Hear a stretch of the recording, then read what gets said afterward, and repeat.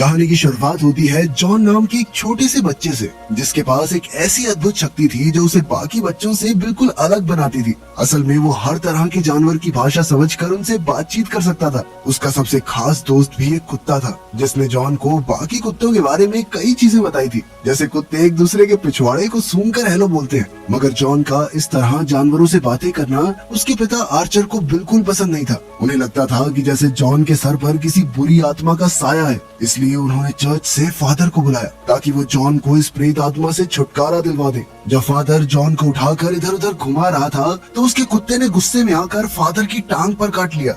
आखिरकार आर्चर ने इस मुसीबत को जड़ से खत्म करने के लिए कुत्ते को हमेशा के लिए शेल्टर होम भेजने का फैसला किया। उस दिन जॉन आखिरी बार अपने खास साथी को देख रहा था तो उसकी आंखें भर आई। उस दिन के बाद जॉन ने कभी किसी जानवर से बात ना करने की कसम खाई और अपने पिता के नक्शे कदम पर चलने का फैसला किया। इसके कई साल बाद अब जॉन डूलिटल काफी बड़ा हो चुका था। इतने सालों में वो ये तक भूल चुका था कि जानवरों की भी कोई भावनाएं होती हैं, क्योंकि अब उसके मन में जानवरों के लिए कोई इंसानियत नहीं बची थी। जॉन की 2 बेटियां थी और हैरानी की बात ये थी कि अब जॉन अपनी बेटियों के साथ वैसा ही बर्ताव करता था जैसा उसके पिता उसके साथ बचपन में किया करते थे, जबकि उसे खुद अपने पिता का बर्ताव पसंद नहीं था। खैर, उसकी बेटी माया को जानवरों से बहुत प्यार था। आज उसे पार्क में एक अंडा मिला तो उसने खुद अंडे की देखभाल करने का फैसला किया। फिर उसने अपने पिता से कहा कि वो समर कैंप में नहीं जाना चाहती, क्योंकि वो घर में रुककर अंडे से बच्चा बाहर आते हुए देखना चाहती थी। लेकिन जॉन चाहता था कि माया घर पे ना बैठ के अपनी उम्र के बच्चों के साथ समय बिताए, बातचीत करे, उनसे दोस्ती करे।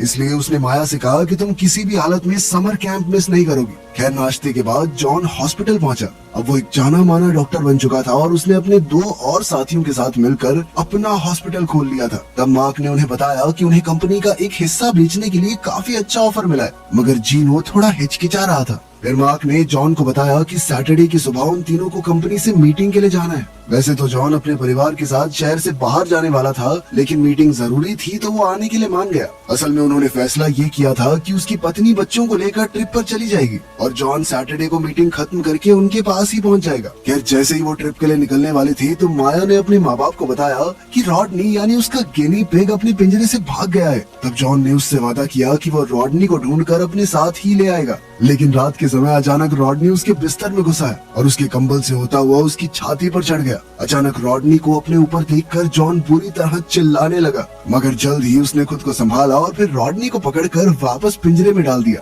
खैर, कुछ देर बाद जॉन को हॉस्पिटल से इमरजेंसी कॉल आई और उसे तुरंत हॉस्पिटल पहुंचना पड़ा। खैर, बाद में जब वो घर वापस लौट रहा था तो रास्ते में अचानक एक कुत्ता उसकी गाड़ी से टकराने वाला था, पर जॉन ने ऐन वक्त पर ब्रेक्स लगा दी और फिर उसने शीशे से देखा कि कुत्ता जख्मी हो गया था। फिर वो जैसे तैसे उठा और अचानक उसने जॉन को सड़क पर गाड़ी ध्यान से चलाने को कहा। जॉन को कुछ समझ नहीं आया कि ये हुआ क्या और वो चुपचाप घर लौट आया। फिर अगली सुबह वो डॉक्टर कैलवे के साथ होने वाली जरूरी मीटिंग के लिए पहुंचा। वो उस कंपनी की तरफ से आया था जो जॉन के हॉस्पिटल का एक हिस्सा खरीदना चाहती थी। डॉक्टर कैलवे ने उन्हें $4 मिलियन का ऑफर दिया, जिसे सुनकर मार्क तो बेहद खुश हो गया। मगर इससे पहले कि जॉन इस बारे में कुछ कहता, अचानक उसे आसपास से अजीबोगरीब आवाजें सुनाई देने लगी। जल्द ही उसे एहसास हुआ कि आवाजें उनके आसपास मौजूद जानवरों की हैं और उसने तुरंत मीटिंग खत्म करके कहा कि उसे एक बहुत जरूरी अपॉइंटमेंट के लिए जाना है। फिर वो सीधा अपने घर पहुंचा और सामान बांधकर कंट्री हाउस की तरफ निकल पड़ा, जहां उसकी पत्नी और बच्चे रुके हुए थे। तब रास्ते में रॉडनी ने अचानक उससे बातें करनी शुरू कर दी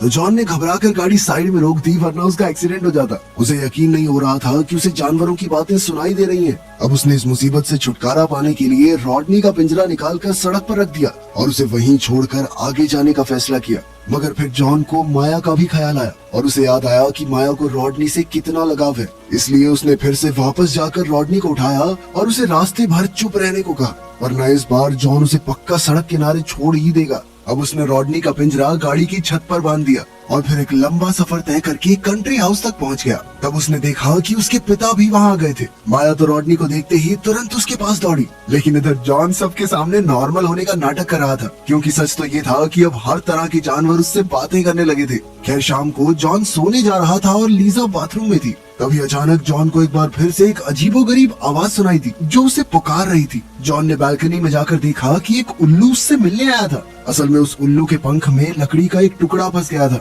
और वो चाहता था कि जॉन उसे निकाल दे। उल्लू ने जॉन को बताया कि आसपास के इलाके के सभी जानवरों में वो मशहूर हो चुका है। वो सब इस बारे में बातें कर रहे हैं कि कैसे एक इंसान जानवरों से बात कर सकता है। खैर, जैसे ही जॉन ने उसके पंख से लकड़ी का टुकड़ा निकाला तो पीछे से लीजा वहाँ आ गई। जॉन जैसे तैसे उसे वापस बेडरूम में लेकर गया और लीजा को सो जाने को कहा। फिर जॉन शांत होने के लिए किचन में पानी पीने गया, लेकिन वहाँ रॉडनी एक बार फिर से उससे बातें करने लगा। मानो इतना काफी नहीं था कि कुछ ही पलों में जंगल के कई सारे जानवर उसके घर पर अपनी अपनी तकलीफें लेकर आ पहुँचे। ये देखते ही जॉन बुरी तरह डर गया और दौड़कर अपनी गाड़ी में बैठ गया। पीछे से लीजा ने उसे रोकने की कोशिश की, पर जॉन कहने लगा कि मुझे किसी भी हालत में वापस शहर जाना होगा। फिर रास्ते में उसने अपने हॉस्पिटल में काम करने वाले एक डॉक्टर को फोन किया और कहा कि वो अपने दिमाग का टेस्ट करवाना चाहता है। फिर जैसे ही वो हॉस्पिटल पहुंचा तो उसे कूड़ेदान में 2 चूहे लड़ते हुए दिखाई दिए। खैर, उसने तुरंत अपने पूरे टेस्ट करवाए और डॉक्टर सैम ने कहा कि उसका दिमाग एकदम सही हालत में है। उसने कहा कि शायद ज्यादा काम और बिल्कुल आराम न करने की वजह से उसे इस तरह जानवरों की आवाजें सुनाई दे रही हैं। आखिरकार संडे सुबह जॉन ने अपनी पत्नी को फोन किया और कहा कि वो जल्द ही उनके पास कंट्री हाउस पर वापस आ रहा है। मगर जैसे ही उसने फोन रखा तो अचानक उसकी नजर उसी कुत्ते पर पड़ी जो उस रात उसकी गाड़ी से टकराने वाला था। उसे एक वैन में पिंजरे में डालकर ले जाया जा रहा था, तो जॉन ने उसके पीछे जाने का फैसला किया। जब जॉन शेल्टर होम पहुंचा तो उसे सभी कुत्तों की आवाजें सुनाई दी जो चाहते थे कि जॉन उन्हें अडॉप्ट कर ले, लेकिन जॉन ने सिर्फ उसी कुत्ते को रिहा करवाया। असल में जॉन को बुरा लग रहा था कि उस दिन उसकी गलती की वजह से ये कुत्ता जख्मी हो गया और शायद इसी वजह से वो पकड़ा गया होगा। इसलिए उसने कुत्ते को शेल्टर होम से बाहर निकाल कर उसकी मदद की। खैर, वहाँ से निकलने के बाद जॉन ने कहा कि देख भाई, मैंने अपनी गलती सुधार दी, अब तू अपने रास्ते, मैं अपने रास्ते। लेकिन वो कुत्ता भी जॉन के साथ ही जाना चाहता था, इसलिए वो सड़क पर लेटकर बीमार होने का नाटक करने लगा। उसी समय जॉन को माया का फोन आया और उसने पीछे से कुत्ते के भौंकने की आवाज सुनी। उसे सुनते ही माया खुशी से झूम उठी और उसने अपनी माँ से कहा कि उसके पिता ने एक कुत्ता अडॉप्ट कर लिया है। ये सुनकर लीसा भी काफी खुश हुई और उसने जॉन से पूछा कि क्या वो इसलिए शहर वापस गया था। अब जॉन उनकी खुशियाँ नहीं छीन सकता था, इसलिए उसने लीसा की हाँ में हाँ भर दी और कुत्ते को लेकर कंट्री हाउस की तरफ निकल पड़ा। आखिरकार जब वो कंट्री हाउस पहुंचा तो उन सब ने मिलकर इस कुत्ते का नाम लक रखा। माया इस नए पेट को पाकर बहुत खुश थी, लेकिन साथ ही उसे इस बात का दुख भी था कि उसे समर कैंप के लिए यहीं रुकना होगा। खैर, रात को जॉन लक के साथ घर लौट आया और लीसा और उनकी बड़ी बेटी चार्ली दूसरी गाड़ी में घर आ गए। वहीं दूसरी ओर हम देखते हैं कि उस उल्लू ने जंगल में बाकी जानवरों को भी बता दिया कि कैसे जॉन ने उसकी मदद की। तब बाकी जानवरों ने भी जॉन से मिलने का फैसला किया। उधर जॉन अपने घर पर अपनी पत्नी लीसा के साथ समय बिता रहा था कि अचानक घंटी बजी। जैसे ही उसने दरवाजा खोला तो उसके सामने 3 भेड़ खड़ी थी। उन्होंने देखा कि जॉन ने एक ही पल में दरवाजा बंद कर दिया, मगर तब तक बहुत देर हो चुकी थी क्योंकि ढेर सारे जानवर दरवाजे खिड़कियों से होते हुए उसके घर में घुस गए थे। इसी अफरा तफरी में जॉन एक बकरी को अपने घर से निकालने की कोशिश कर रहा था कि तभी उसने चार्ली को बाथरूम में जाते देखा। उसे रोकने के लिए जॉन ने कहा कि अभी अभी लक टॉयलेट में गया था, तो पहले उसे टॉयलेट साफ करना होगा ताकि चार्ली अंदर जा सके। फिर कुछ देर बाद चार्ली बाथरूम में गई तो इतनी ही देर में वो बकरी घर से बाहर चली गई। तभी दरवाजा खुलते ही 3 भेड़ और 2 कुत्ते घर में घुस आए। इसके साथ ही कुछ पक्षी और एक सुअर अंदर आए और जॉन के दरवाजा बंद करने से पहले 2 पेंगुइन्स और 1 मुर्गा भी घर में घुस गया। अब जॉन का घर किसी जू से कम नहीं लग रहा था, इसलिए आखिरकार उसने इन जानवरों की तकलीफें सुनकर इनकी मदद करने का फैसला किया। सबसे पहले उसने एक कबूतर जोड़े में हो रही लड़ाई सुलझवाई। इसके बाद उसने एक बंदर की शराब की लत छोड़ने में मदद की। फिर उसने एक कुत्ते की मदद की जो टेनिस बॉल्स के पीछे पागल हो गया था। इतना काफी नहीं था कि अंत में घोड़ा उसके दरवाजे पर आया। ये घोड़ा एक पुलिस वाले के लिए काम करता था और उसे डर था कि जल्द ही उसे काम से निकाल दिया जाएगा क्योंकि उसे धुंधला दिखाई दे रहा था। तब जॉन ने मैग्नीफाइंग ग्लासेस का जुगाड़ करके उसके लिए एक खास चश्मा बनाया जिससे उसे पहले की तरह सब कुछ साफ साफ दिखाई दे। आखिरकार जॉन सभी जानवरों की मदद करके बेहद खुश था, लेकिन तभी वो शराबी बंदर एक नई परेशानी लेकर उसके सामने आ गया। असल में इस बंदर ने शरारत के चक्कर में सर्कस के टाइगर को पिंजरे से आजाद कर दिया था और अब वो टाइगर एक टावर की छत से कूदने वाला था। हालांकि जॉन को टाइगर से बहुत डर लग रहा था, पर फिर भी वो टाइगर की परेशानी का कारण जानने पहुंचा। तब जेकब नाम के उस टाइगर ने जॉन को बताया कि उसके सर में भयंकर दर्द हो रहा है और इस दर्द से छुटकारा पाने के लिए वो कुछ भी करने को तैयार है। ये सुनकर जॉन कहने लगा कि मैं तुम्हारी मदद करने आया हूँ, लेकिन सबसे पहले तुम्हें मेरे साथ वापस सर्कस चलना होगा। असल में जॉन जानवरों का डॉक्टर तो था नहीं और ना ही उसे टाइगर्स के बारे में इतनी जानकारी थी, इसलिए उसे रिसर्च करके पता लगाना होगा कि जेकब की बीमारी कैसे ठीक की जाए। फिर अगले दिन हॉस्पिटल में जॉन टाइगर के शरीर के बारे में पढ़ रहा था। तभी मार्क उससे मिलने आया तो जॉन ने उसे बताया कि कल रात उसने कुछ इमरजेंसी पेशेंट्स का इलाज किया तो उसे अपनी जिंदगी के सबसे बेहतरीन दिन याद आ गए। उसने बताया कि जैसे ही मैं कॉलेज से ग्रेजुएट होकर निकला तो मैंने पेशेंट्स का इलाज करना शुरू कर दिया था। हालांकि उस समय वो काफी कम पैसे कमा रहा था, लेकिन तब भी वो हर एक पेशेंट को अपना समझकर उनका इलाज कर पाता। लेकिन मार्क को उसकी बातें समझ नहीं आ रही थी, क्योंकि उसके लिए पैसे से ज्यादा कुछ मायने नहीं रखता था। वो हॉस्पिटल का हिस्सा बेचने वाली डील को लेकर काफी एक्साइटेड था। खैर बाद में टाइगर्स पर रिसर्च करते हुए जॉन ने डॉक्टर फिश नाम के एक जानवरों के डॉक्टर को फोन किया जो टाइगर्स का स्पेशलिस्ट था। जॉन ने उससे कुछ सवाल पूछकर जानकारी हासिल की और फिर शाम को वो जेकब से मिलने सर्कस में पहुंचा। उसने जेकब को बताया कि अब तक मुझे तुम्हारी बीमारी का इलाज नहीं मिल पाया है, और उसने वादा किया कि वो जल्द ही कोई ना कोई हल जरूर निकाल लेगा। बाद में जब जॉन हॉस्पिटल लौटा तो उसे वही 2 चूहे दिखाई दिए जो कुछ दिन पहले कूड़ेदान में लड़ रहे थे। पर जॉन ने देखा कि इस बार एक चूहा काफी बीमार था और उसे इलाज की सख्त जरूरत थी। अब वो चूहे को कागज के लिफाफे में डालकर इमरजेंसी रूम में ले गया और उसका इलाज शुरू किया।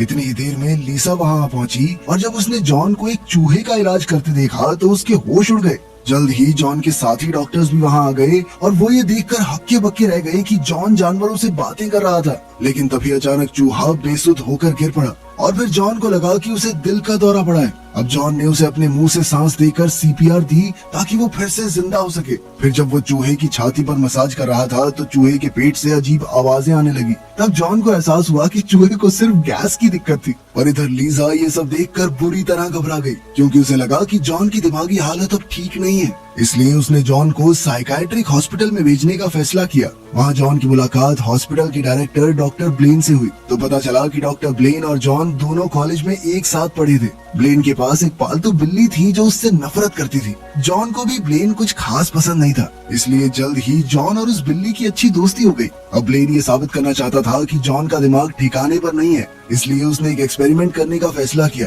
उसने एक चिंपैंजी को एक ब्रेन वेव मॉनिटर से जोड़ दिया और कहा कि अगर जॉन सच में जानवरों से बात कर सकता है तो उसे चिंपैंजी से बात करनी होगी और ब्लेन उसके दिमाग की वेव्स देखकर समझ जाएगा कि चिंपैंजी को जॉन की बातें समझ आ रही हैं या नहीं। अब जॉन चिंपैंजी से बात करने लगा, मगर चिंपैंजी ने उसकी ओर ध्यान ही नहीं दिया। कई बार कोशिश करने पर भी कोई फायदा नहीं हुआ तो ब्लेन ने एक और डॉक्टर को बुलाया ताकि वो जॉन को ब्लेन के ऑफिस में ले जाए। जैसे ही जॉन कमरे से बाहर जा रहा था तो अचानक उसने चिंपैंजी को बात करते सुना और उसे पता चला कि ये चिंपैंजी तो स्पेनिश बोलता है। यही वजह थी कि वो जॉन की बातें समझ नहीं पा रहा था। खैर अब जॉन को एहसास हो गया था कि अगर उसे इस जगह से बाहर निकलना है तो उसे कबूल करना होगा कि वो सच में जानवरों से बातें नहीं करता, बल्कि ये उसके मन का एक वहम है। अब उसने लीसा को फोन किया, लेकिन रॉडनी ने फोन उठा लिया तो जॉन और रॉडनी के बीच बहस शुरू हो गई। वहीं डॉक्टर ने जॉन को फोन पर एक चूहे से झगड़ते हुए देखा तो उसका शक यकीन में बदल गया कि जॉन बिल्कुल पागल हो चुका है। वहीं दूसरी ओर सर्कस में जेकब उम्मीद खो चुका था। उसे लगा कि जॉन उसका इलाज करने कभी वापस नहीं आएगा। कुछ ही देर में लक जेकब से मिलने पहुंचा तो पता चला कि जेकब की हालत बिगड़ती जा रही है। अब लक मदद मांगने के लिए सीधा जॉन के पास पहुंचा, मगर उसे देखते ही जॉन गुस्से से भर गया। उसने लक से कहा कि जब से तू मेरी जिंदगी में आया ना तब से गड़बड़ पे गड़बड़ हो रही है मेरे साथ। ये सुनकर लक वहाँ से चला गया और अचानक जॉन परेशान होकर जोर जोर से चिल्लाने लगा। ये देखकर मेंटल हॉस्पिटल के 2 पेशेंट्स काफी घबरा गए। खैर फिर अगली सुबह जॉन ब्लेन के ऑफिस में गया और कहा कि उसे घर वापस जाना है, लेकिन ब्लेन कहने लगा कि अभी उसे 1 महीना कम से कम यहीं गुजारना होगा। अब जॉन के पास कोई चारा नहीं था, इसलिए उसने अपनी आखिरी चाल चलने का फैसला किया। उसने ब्लेन से कहा कि अगर उसने अभी के अभी उसे घर नहीं भेजा तो वो सबको बता देगा कि ब्लेन अपनी अलमारी में नचनिया के कपड़े रखता है, चमक छल्लो बन के नाचता है ना तू, हाँ? असल में ब्लेन की बिल्ली ने ही जॉन को ये राज की बात बताई थी। अब जॉन इसी बात का फायदा उठाकर ब्लेन को ब्लैकमेल करके घर वापस आ गया। मगर घर जाकर जब उसने माया को देखा तो वो हैरान ही हो गया, क्योंकि माया तो कैंप में 3 हफ्तों तक रुकने वाली थी। जिसके बाद जॉन को पता चला कि कैंप में माया का बिल्कुल मन नहीं लगा तो वो वापस आ गई। अपने परिवार से मिलने के बाद जॉन हॉस्पिटल पहुंचा और उसने अपना सारा ध्यान काम पर लगाने का फैसला किया। अब वो किसी जानवर की आवाज आने पर भी उसे नजरअंदाज कर देता। फिर शाम को जब जॉन घर पहुंचा तो वो एक प्रेस कॉन्फ्रेंस में जाने के लिए तैयार होने लगा। उसने देखा कि उसके पिता माया के कमरे में थे। माया ने अपने दादा को रॉडनी से मिलवाया और कहा कि रॉडनी भी प्रेस कॉन्फ्रेंस में जाना चाहता है, लेकिन तभी जॉन ने माया से कहा कि इसे पिंजरे में डाल के जल्दी तैयार हो जाओ तुम। फिर जॉन के कमरे से जाने पर माया ने अपने दादा से कहा कि जब उसे पता चला कि उसके पिता जानवरों से बात कर सकते हैं तो वो बहुत खुश थी। उसे लगा था कि उसके पिता भी उसकी तरह दुनिया से अलग है। खैर अब उसने भी फैसला कर लिया था कि वो जानवरों का साथ छोड़कर अपने पिता के बताए नक्शे कदमों पर चलेगी। मगर तब उसके दादा ने माया से कहा कि उसे वैसा ही रहना चाहिए जैसा उसका मन चाहता है। आर्चर ने कहा कि कई बार बच्चों को नहीं बल्कि माँ बाप को बदलने की जरूरत होती है। असल में अब आर्चर को इस बात पर पछतावा हो रहा था कि उसने बचपन में जॉन के खास हुनर को बढ़ावा नहीं दिया। तभी हम देखते हैं कि जॉन ने दरवाजे के पीछे छुपकर उनकी सारी बातें सुन ली थी। खैर बाद में जॉन ने अपनी पत्नी और बच्चियों को क्लिनिक पर छोड़ा और खुद लक के साथ टाइगर को छुड़ाने के मिशन पर निकल पड़ा। वो छिपते छिपाते सर्कस में घुसे पर जल्द ही गार्ड्स ने उन्हें देख लिया, लेकिन इससे पहले ही वो जेकब को गाड़ी में बैठाकर वहाँ से फरार हो गए। उधर लीसा जॉन के अचानक चले जाने से काफी परेशान हो रही थी। इधर मार्क भी इस बात से परेशान था कि अगर जॉन कॉन्फ्रेंस के लिए नहीं आया तो कैलवे हॉस्पिटल का हिस्सा खरीदने की डील तोड़ देगा। वहीं दूसरी ओर हम देखते हैं कि जॉन जेकब को लेकर हॉस्पिटल पहुंचा और कुछ ही देर में पुलिस भी वहां आ गई। अब जॉन जेकब के साथ ऑपरेशन थिएटर में था तो लक ने पुलिस वालों को हॉस्पिटल में आने से रोकने का जिम्मा उठाया। इधर प्रेस कॉन्फ्रेंस में जीनो ने गलती से मार्क की नाक पर दरवाजा दे मारा। उन्हें डर था कि कहीं मार्क की नाक की हड्डी ना टूट गई हो, इसलिए जीनो उसका एक्सरे करवाने ले गए। लेकिन जैसे ही वो कमरे में पहुंचे तो उन्होंने जॉन को टाइगर के साथ देखा और ओटी में इतना बड़ा टाइगर देखकर उनके होश ही उड़ गए। मार्क ने जीनो को टाइगर को इंजेक्शन देकर बेहोश करने को कहा ताकि वो उसे पुलिस के हवाले कर सके, और इस बार जीनो ने सच में मार्क को जोरदार मुक्का मारकर बेहोश कर दिया। इसके बाद जॉन जीनो की मदद से रिपोर्टर्स की नजरों से बचते हुए जेकब को ऑपरेशन थिएटर की ओर ले जा रहा था। लेकिन फिर जैसे ही डॉक्टर कैलोवे ने जीनो और जॉन को देखा तो वो उन्हें खींचकर इंटरव्यू के लिए ले गए। इसी दौरान जेकब की नजर सूप में छुपे हुए रॉडनी पर पड़ी और वो उसे खाने के लिए बाहर आ गया। इतने खूंखार टाइगर के सामने आते ही वहाँ हंगामा हो गया और सभी मेहमान डर के मारे भागने लगे। खैर ऐन वक्त पर जॉन ने सबको शांत करने की कोशिश की और कहा कि जेकब पर इमरजेंसी सर्जरी करनी होगी। वहीं बाहर जेकब को चुराने के जुर्म में पुलिस जॉन को गिरफ्तार करने आ गई थी। लेकिन तभी पुलिस वालों ने देखा कि कई तरह के जानवरों ने हॉस्पिटल को चारों तरफ से घेर लिया था, इसलिए पुलिस चाहकर भी हॉस्पिटल में घुस नहीं पा रही थी। उधर ऑपरेशन थिएटर में जब लीजा ने जॉन को जेकब की सर्जरी करते देखा तो उसे समझ नहीं आया कि आखिर ये सब चल क्या रहा है। उसने एक बार फिर जॉन को मेंटल हॉस्पिटल भेजने का फैसला किया, मगर फिर आर्चर ने लीजा को समझाया कि मेरा बेटा सच में जानवरों से बातें कर सकता है। आर्चर ने बताया कि उसके पास ये हुनर बचपन से है, पर उन्हें इस बात पर कभी यकीन ही नहीं हुआ। पहले उन्हें भी यही लगा था कि जॉन पागल हो चुका है, लेकिन अब आर्चर ने इसका नमूना अपनी आंखों से देख लिया था और वो ये समझ चुका था कि जॉन के पास ये खास शक्ति है। इधर जीनो सर्जरी में जॉन की मदद कर रहा था। जॉन स्ट्रैटेजी के दौरान जेकब को जगाए रखने की पूरी कोशिश कर रहा था। जब लीसा ने देखा तो उसने खुद कमरे में जाकर जेकब का हाथ थाम लिया। आखिरकार जल्द ही सर्जरी पूरी हुई और जेकब को दर्द से छुटकारा मिल गया। जॉन ने सभी मेहमानों को बताया कि जेकब की सर्जरी सफल रही। इसी दौरान मार्क को होश आ गया और वो सीधा डॉक्टर कैलवे के पास पहुंचा। फिर वो दोनों ऑपरेशन थिएटर में आए और कैलवे ने कहा कि वो डील साइन करने के लिए काफी उत्सुक है। और तब जॉन ने खुलासा किया कि उसने हॉस्पिटल को ना बेचने का फैसला कर लिया था, लेकिन मार्क अब भी अपना हिस्सा बेचने की जिद लगाए बैठा था। और तभी कबूतरों ने अंदर आकर मार्क और कैलवे के चेहरे पर मेकअप कर दिया और वो दोनों गुस्से में वहाँ से चले गए। इसके कुछ दिन बाद हम देखते हैं कि माया के कमरे में रखा अंडा फूट गया और उसमें से एक मगरमच्छ का बच्चा निकला।